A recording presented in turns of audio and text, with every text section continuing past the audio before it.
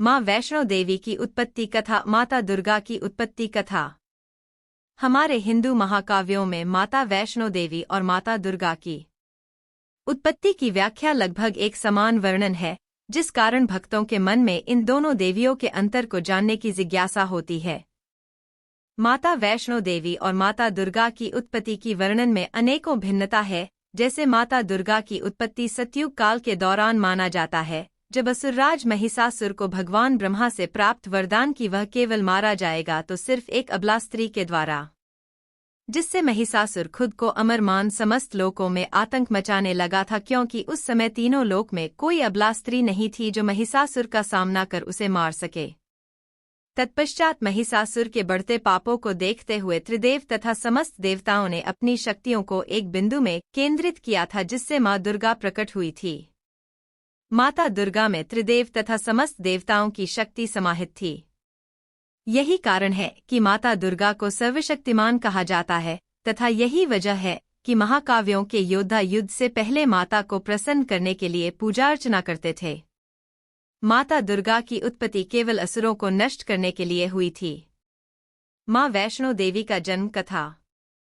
बात करें माता वैष्णो देवी की उत्पत्ति तो माता की उत्पत्ति त्रेता युग के समय के दौरान माना जाता है, जब एक असुर ने ब्रह्मा जी से जटिल वरदान प्राप्त कर लिया था कि उसे कोई गर्भ से उत्पन्न प्राणी के द्वारा मारा न जाए।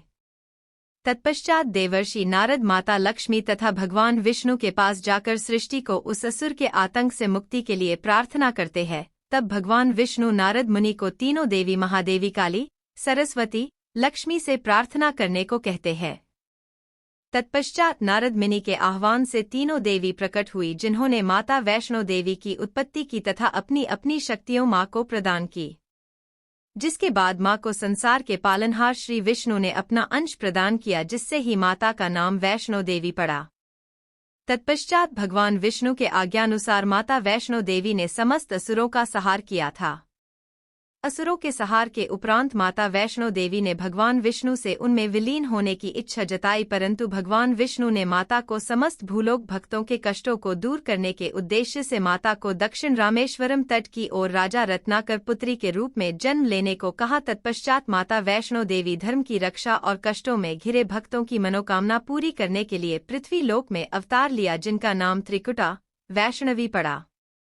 माता ने 9 वर्ष की आयु में पिता से आदेश पाकर समुद्र तट के किनारे तपस्या करने लगी।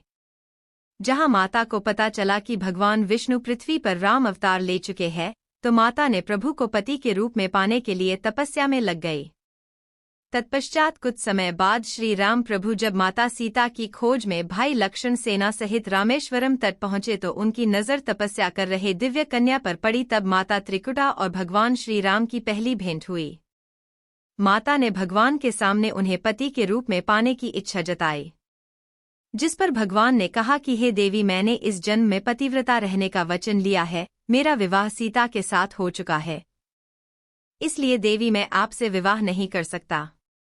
लेकिन भगवान त्रिकुटा की भक्ति से बेहद प्रसन्न होते हैं।